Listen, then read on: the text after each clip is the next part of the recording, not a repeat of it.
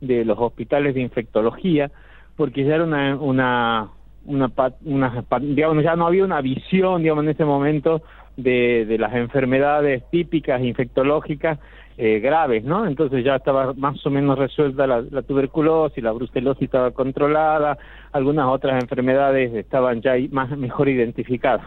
Y ahí irrumpe el HIV y les hace recordar a todo el mundo que realmente las pandemias pueden aparecer y que los infectólogos tienen que estar. Pero después de eso, en los últimos años, y junto con el HIV, hubo un aumento muy rápido de lo que es diagnóstico de enfermedades infecciosas que revolucionó mucho la atención de los pacientes.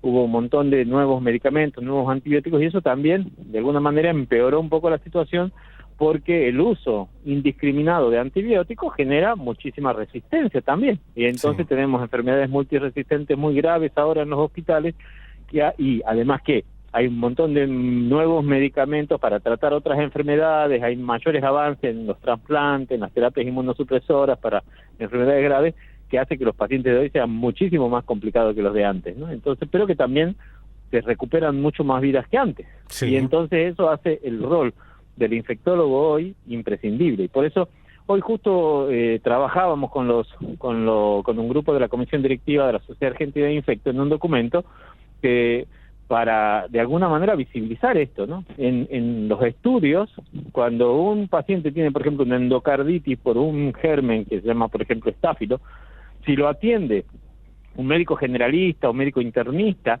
o si lo atiende un infectólogo, hay un 40% más de sobrevida si lo atiende un infectólogo, porque conoce las bases, importantes de cómo dar los antibióticos, de qué dosis, a qué intervalos, si es endovenoso o no. Cuando vos mirás también los pacientes de HIV, si los trata un infectólogo o una persona especializada, tienen muchísimas más chances de tener carga viral indetectable que si lo trata un médico de familia o una persona no especializada.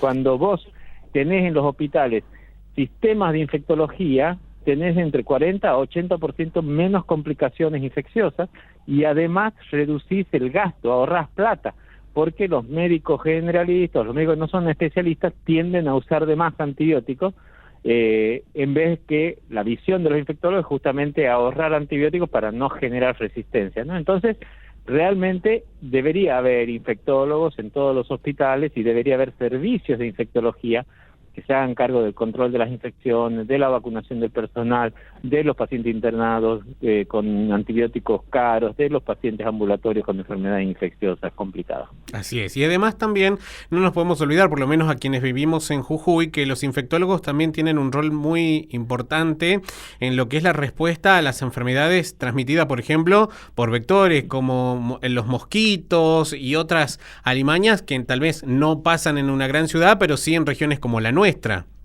Totalmente, es un rol clarísimo en lo que es el manejo y el control de las epidemias, de las enfermedades transmisibles, de las enfermedades olvidadas, del Chagas, del dengue, de todo esto, incluso todavía de la tuberculosis también, junto con los neumonólogos, ¿no? Uh-huh. Pero sí, claramente hay un rol importantísimo de los infectólogos y de esa mirada que nos obligan a tener que nos formamos no solamente en el tratamiento, sino en la prevención de las enfermedades, porque son son una de las pocas, tenemos la dicha que los infectólogos, la gran mayoría de nuestras infecciones se curan. Sí. Un tipo que hace cardiología, la hipertensión no la cura, se trata, o la persona que hace enfermedades reumatológicas tiene que convivir con eso toda la vida. En cambio, los infectólogos, por suerte, tenemos esa chance. Y eso era divertido, porque cuando yo hice las entrevistas para hacer la especialidad, me preguntaba un profesor del Hospital de Clínicas por qué quería hacer infectología, ¿no? Entonces le digo, bueno, justamente porque es una especialidad muy amplia, haces desde epidemiología, o sea, tenés que tener idea de cómo vienen las cosas, las estadísticas, haces prevención, haces diagnóstico, haces tratamiento, haces docencia, o sea, realmente es una especialidad muy, muy amplia, ¿no? Y genera mucha satisfacción, porque uno puede identificar el germen, tratarlo y generalmente tener un resultado efectivo rápidamente. Así es. Y Omar, ¿cómo ves la situación hoy a nivel sanitario en la República Argentina? ¿Cuál es la evaluación que están haciendo, incluso de la situación de los infectólogos y las infectólogas en el país después de un año? Me imagino el desgaste como una de las principales problemáticas. Sí, la situación es terrible, la situación de los infectólogos, porque ya venía mal. Somos una especialidad que no factura procedimientos, digamos, nuestro sueldo es nuestro trabajo, es nuestro conocimiento, es lo que leemos, lo que sabemos aplicar, y entonces es muy difícil en un mercado tan corporativo como el de ahora poner eso en valor, ¿no? Entonces, imagínate que una consulta de obra social o de prepaga es probablemente es lo mismo que medio kilo de carne, medio kilo de lomo. Entonces 400 pesos, 500 pesos, una consulta médica. Entonces, imagínate la cantidad de gente que tenés que ver rápidamente para poder juntar a fin de mes un sueldo que te permita tener, digamos, una vida digna y tener...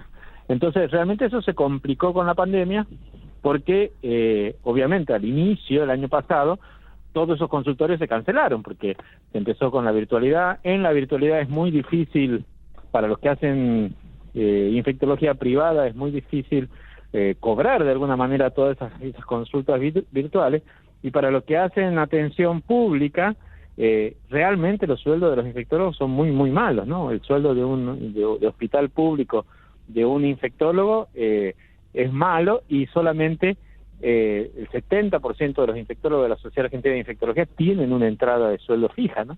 Entonces el 25-30% de las personas realmente la pasaron bastante mal. Sin hablar o sin mencionar que en la pandemia nos volvimos de alguna manera referentes, y entonces en los hospitales nos exigían los protocolos, nos exigían los controles, nos exigían que llamemos a los pacientes, nos exigían que hagamos la búsqueda de contacto y que comuniquemos, que tengamos todos estos roles que está bien tenerlos, digamos, pero que en general ninguna institución te los paga, ¿no? No es que te convocan a o sea,